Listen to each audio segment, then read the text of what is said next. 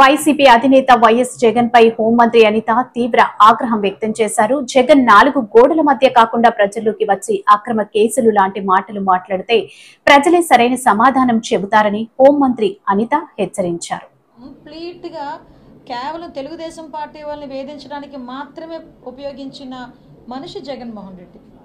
Even మీకు అందరికీ తెలుసు ఆ సిచ్యువేషన్లో ఎలా అయిందో. ఒక సిఐడి ఆఫీసర్ నోటీస్ ఇవ్వాలి అని ఒక ఇంటికి వెళ్తే ట్యూబ్లైట్లు ఆపేసి గోడలు దూకి ఏ రూల్లోని లేదండి. నేను ఈరోజు హోమ్ మినిస్టర్గా పనిచేస్తున్నాను. ఏ రూల్లోని కూడా పోలీస్ ఆఫీసర్లు అలా వెళ్ళాలని లేదు. వాళ్ళు అక్కడ ఉన్న క్యాండిడేట్ని బేస్ చేసుకొని, అక్కడ ఇన్వెస్టిగేషన్ బేస్ చేసుకొని, అక్కడ కేసుని బేస్ చేసుకొని అక్కడ వాళ్ళు మూవ్ అవుతారు.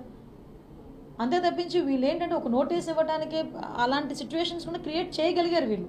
ఈరోజు అటువంటి అధికారులందరూ కూడా ఇబ్బంది పడుతున్నారు. అడ్డగోలుగా ఆ రోజు సిచ్యువేషన్ని రాజకీయ నాయకులకో లేకపోతే అప్పటి ముఖ్యమంత్రికో మాజీ ముఖ్యమంత్రి గారికో శభాష్ అనిపించుకోవడానికి ఈరోజు వాళ్ళు చూపులో పడ్డారు. దానికి ఏదైనా ఉంటే న్యాయపరంగా తెరుచుకోవాల్సింది. డ్రైవర్ సుబ్రహ్మణ్యం డోర్ డెలివరీ దాంట్లో కూడా పునర్విచారణ చేయాలని కూడా ఆదేశించారు. ఎస్, ఈరోజు వాళ్ళ ఫ్యామిలీ మెంబర్స్ కూడా అడిగారండి పునర్విచారణ చేయాలని.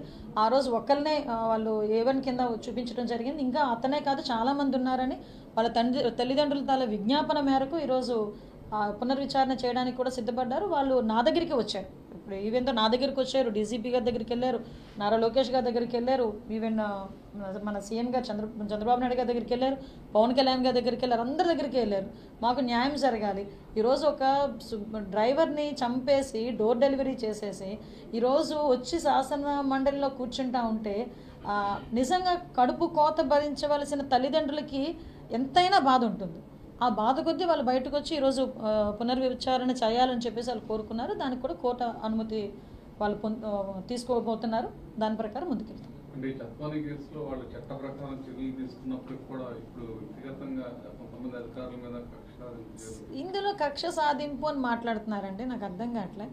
జత్వానీ గారి కేసులో మీకు తెలుసు, ఆవిడని ఇంతకుముందు ఏదో ఇబ్బంది పెట్టారని చెప్పేసి ఒక లేడీ బయటకు వచ్చి ఎక్కడో పక్క రాష్ట్రం నుంచి మన పోలీస్ డిపార్ట్మెంట్ మీద నమ్మకంతో, ఈరోజు ఎన్డీఏ గవర్నమెంట్ మీద నమ్మకంతో ఆ రోజు వచ్చి మనకు ఒక కంప్లైంట్ ఇచ్చిన తర్వాత దాని మీద విచారణ జరిగిన తర్వాత ఆ విచారణ నేపథ్యంలో కొంతమంది ఐపీఎస్ ఆఫీసర్స్ అందులో ఇన్వాల్వ్ అయ్యారని సంగతి తెలిసి వాళ్ళందరినీ కూడా కేసులు పెట్టి సస్పెండ్ చేయడం జరిగింది.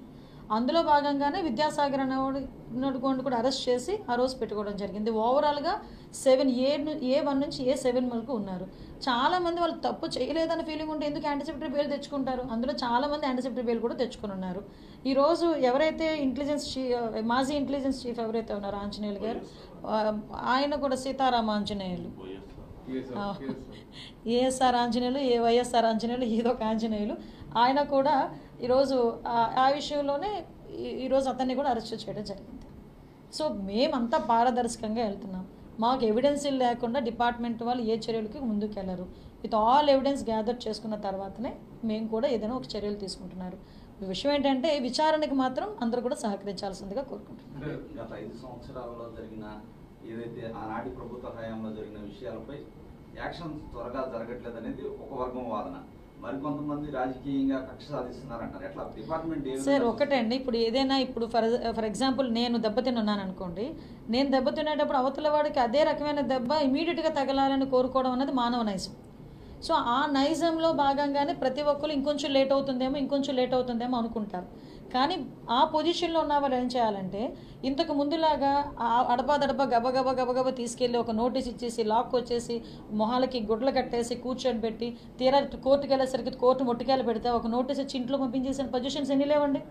ఈరోజు లాస్ట్ గవర్నమెంట్ చేసిన అత్యుత్సాహ పనుల మీద కొన్ని వందల కేసుల్లో కోర్టులు ముట్టికాయలు ముట్టినాయి. కానీ ఈరోజు మాకు ఆ పొజిషన్ లేదే. ఈరోజు మేము ఏదైనా సిస్టమేటిక్గా చేస్తున్నాం. ఎస్, ఒక ఆరోపణ వచ్చింది, ఆ ఆరోపణలు ఎంత నిజానిజాలు ఉన్నాయి వెరిఫై చేసుకుంటున్నాము. వెరిఫై చేసుకుని అందులో ఎంతమంది ఇన్వాల్వ్ ఉన్నారో చూసుకుంటున్నాము. వాటి తగ్గ సాక్ష్యాధారాలు తీసుకుంటున్నాము. ఈ ప్రొసీజర్లో కొంత మీకు లేట్ అని మీరు అనుకుంటున్నారు, ప్రాపర్ వేలో వెళ్తున్నామని మేము అనుకుంటున్నాం. దానికి ఏంటి ఇప్పుడు జనరల్గా పబ్లిక్ ఏంటంటే లేట్ అవుతుందేమో అని అనుకుంటున్నారన్న దానికి సమాధానం చెప్పా. వీళ్ళు ఎందుకు భయపడుతున్నారు? ఈరోజు సిట్ విచారణ జరుగుతుంది మద్యం విషయంలో, ఈ మొత్తం అన్ని ఇష్యూస్లోని కూడా విచారణలు జరుగుతున్నాయి. ఎక్కడో అక్కడ భయపడుతున్నారు కాబట్టే కదా రాజకీయంగా మమ్మల్ని హింసించేస్తారని మాట్లాడుతున్నారు. రాజకీయ హింస అన్నది పరాకాష్ఠకి వెళ్ళింది మాత్రం 19 to 24 ఆ పీరియడ్.